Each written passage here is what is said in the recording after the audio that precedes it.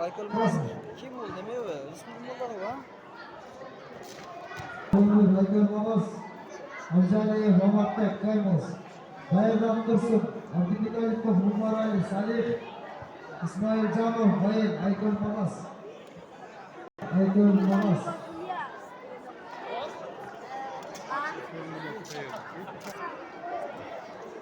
Baldar, voleybol zalda. Gençten.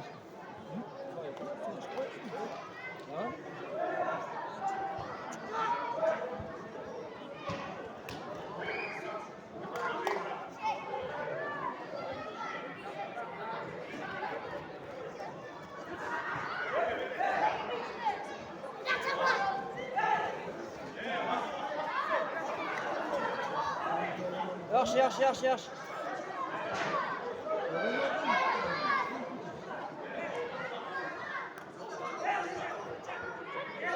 Evet, turba. Kolla ket.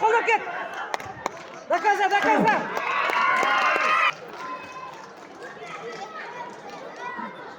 Так, Bulgurleşti Amjaniyev, Mamatbek, Kaymos kurtulacaksın.